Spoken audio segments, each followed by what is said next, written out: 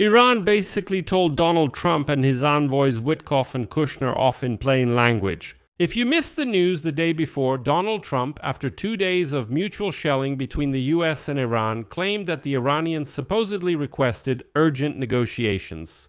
And Donald Trump announced that these urgent negotiations would take place on Tuesday in Qatar, and even sent his envoys Witkoff and Kushner to Doha. So Witkoff and Kushner arrived in Qatar, but the Iranians were not there. Qatari mediators reported that there would be no high-level meetings with the Iranian delegation, which casts doubt on a long-term settlement and the full resumption of shipping in the Hormuz Strait.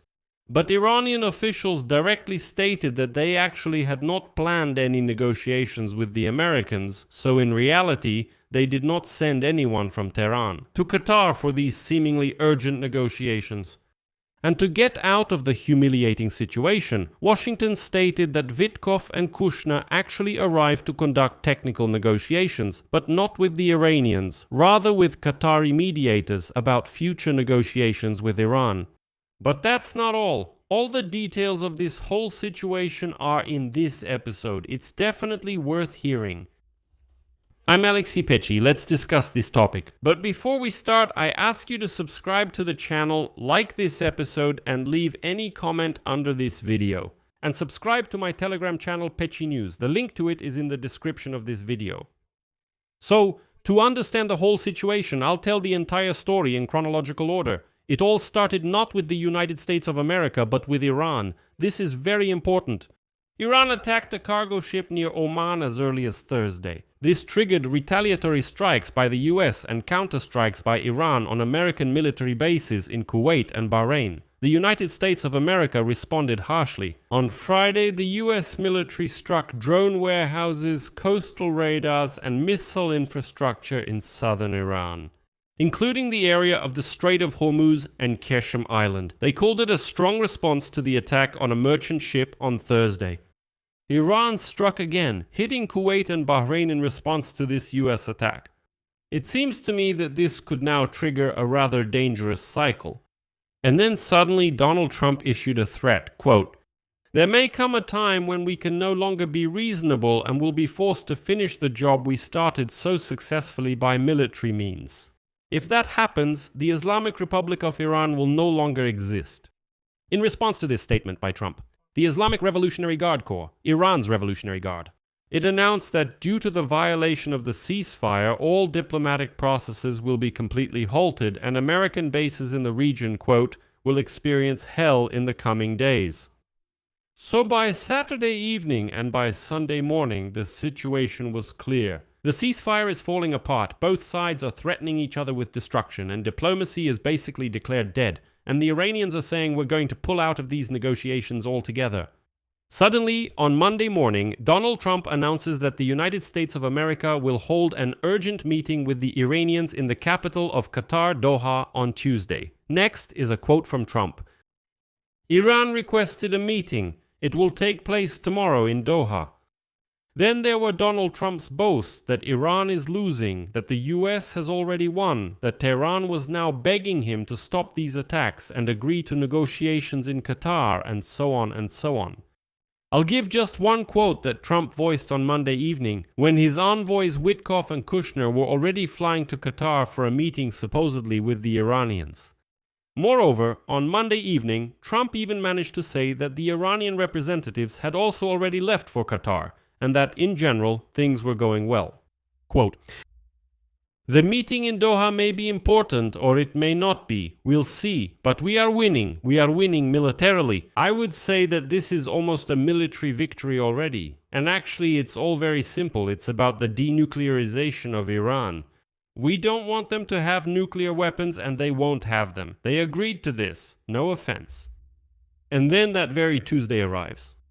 The son-in-law of the US President Donald Trump, Jared Kushner, and Special Envoy Steve Witkoff arrived in Doha. However, the Qatari mediators informed them that there would be no high-level meetings with the Iranian delegation. They said, well, it just didn't work out, and all of this, of course, cast doubt on a long-term settlement and the full resumption of shipping in the Hormuz Strait. According to the Qatari Ministry of Foreign Affairs, this week, not just on Tuesday but throughout the week, instead of negotiations between Iran and the US, there will be technical consultations including on regional security. In Iran, in response to the Americans' dissatisfaction, they stated that they did not cancel the meeting with the American negotiators. It's very simple. The spokesperson for the Iranian Ministry of Foreign Affairs, Ismail Baghai, stated that Iran, for its part, did not cancel the meeting with Kushner and Witkoff since no meeting had actually been scheduled in the first place. Baghai says, "How can you cancel a meeting that was never scheduled?" Although Trump insisted that it was the Iranians who reached out, they asked him for a meeting and he called these talks urgent. At the same time, Baghai stated that on Wednesday, their talks with the Qatari side regarding the implementation of the Memorandum of Understanding will take place in Qatar, including the provision on unfreezing Iranian assets that are under sanctions in Qatar.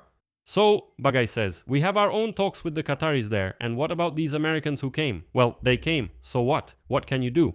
Here is a further quote from Baghai. "In the coming days, we have no meetings planned with the American side at any level."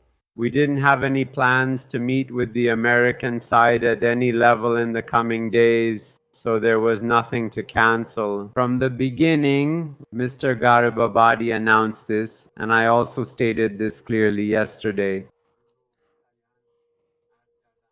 To be continued, we have not made any plans for the next few days. And in this situation, Washington had to somehow find a way out, because all of this is really humiliating. The White House explained that delegations from the US and Iran are arriving in Doha for technical talks, where they will discuss the implementation of the Memorandum of Understanding signed between both sides. But the talks, they say, are not direct but through intermediaries, and they're not urgent but scheduled.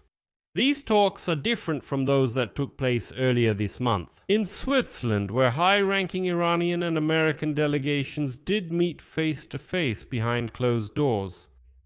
Moreover, even in Qatar, they have already called not to use loud phrases like urgent talks. Earlier, Trump stated that the US and Iran would hold urgent high-level talks. But on Tuesday, when it became clear that the Iranians simply didn't show up for the meeting, the representative of the Qatari Ministry of Foreign Affairs, Madzet Al-Ansari, stated that technical talks are by definition not high-level negotiations and should not be called as such. He said it's just routine negotiations, it's the technical part. And after that, Donald Trump's team said, listen, that's exactly what we meant. They said, look, in Switzerland the meeting was led by US Vice President J.D. Vance and Iran's chief negotiator Mohammad Bagher Baghedin. And the negotiations in Doha are taking place at a lower level, led by U.S. Special Envoy Steve Witkoff and Iran's Deputy Foreign Minister Qasem Gharibabadi. And in fact, the White House has already acknowledged that the delegations really won't meet in person. Instead, the negotiations will be held through the mediation of Qatari officials, and Al-Ansari explained that the technical talks are intended to prepare the documents, which will be brought up to the level of high-level meetings to agree on the principles. During the technical reports, the following topics will be discussed and exactly in the order I am about to announce. Financial restrictions and the lifting of sanctions against Iran, the issue of how to ensure the free movement of ships through the Hormuz Strait, the possible unfreezing of Iran's frozen assets in Qatari banks, and only after that, the future of Iran, nuclear programs and regional security. Overall, it's already been just a second 2 weeks since the US and Iran signed a Memorandum of Understanding. This was supposed to pave the way for a final end to the war in the region and the signing of a comprehensive peace agreement. But so far, there has been no progress. It's already been 2 weeks. Let me remind you, the memorandum was signed for 60 days. Here is this document. By the way, it is widely considered as very beneficial for Tehran. It requires the United States to unfreeze Iranian assets and lift sanctions, allow the export of Iranian oil, lift the blockade of Iranian ports, and create a $300 billion fund for the reconstruction of Iran. In return, Tehran must guarantee the safe passage of ships through the Hormuz Strait, which was actually the case before the war. Attention. to verbally confirm its commitment to never develop nuclear weapons under any circumstances. So the Iranians have to say, I swear there will be no weapons, and Trump will say, see, what did you think? This is what I achieved. But what has happened over the past 2 weeks, well, within the framework of these agreements? Over the weekend, American and Iranian forces exchanged strikes after the Islamic Republic attacked 2 ships passing through the Hormuz Strait. This, again, affected maritime traffic in the narrow strait, which increased significantly last week, although it still remains well below pre-war levels. Meanwhile, despite agreements aimed at curbing violence in the region, fighting between Hezbollah militants and Israeli forces continues in southern Lebanon. But let's figure out what unresolved issues we still have as the war comes to an end. The Memorandum of Understanding between the US and Iran essentially postponed solving the issue, leaving most of the details to be settled a bit later. When exactly, no one knows, but it's for later. But now, 2 weeks into the 60 days allocated for negotiations on the final agreement, there are practically no signs of progress on a number of the most important issues.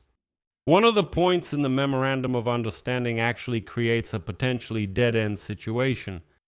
It stipulates that further negotiations will begin only after issues concerning Iran's frozen assets, US sanctions on Iranian oil, the movement of ships in the Hormuz Strait, the US blockade of Iranian ports, and military actions between the 2 countries, including the cessation of the war in Lebanon, are resolved. Thus, even agreeing on the sequence of actions remains a very difficult task. And it is already obvious that in the Memorandum of Understanding, which Trump presented as a victory, everything is written in such a way that Iran can get absolutely everything. Lifting sanctions, unfreezing assets, ending the blockade, and allowing oil trade, which it has already received. But in the end, Iran may not give up the idea of nuclear weapons. But why? Yesterday, Tehran said half of its frozen assets in Qatar would be returned. However, American officials stated that such assets have not yet been returned, but here we see Iran's démarche. They blatantly ignore the negotiations that Trump calls urgent, and Trump can't do anything about it in response because he has already declared victory in the war. And as they say, how can you return to a war in which you supposedly already defeated the enemy? And Trump in fact trapped himself. Because now no matter what Iran does, Trump can't go back to war. He just physically can't. No matter how much he threatens, the reality is this. He says, urgent negotiations, Iran asked us to come. We came and the Iranians say, what negotiations? Go to hell. There will be no negotiations. What does Trump do? Nothing. He just swallowed this insult and said, well, I meant technical talks. You just misunderstood. So all of this is starting to look more and more like some kind of absurdity, with no way out in sight at all. I'll leave it at that. Share your opinions and conclusions in the comments below this episode. Subscribe to the channel, hit the bell, and don't forget to like. That's all for now. Take care of yourselves. Goodbye, everyone.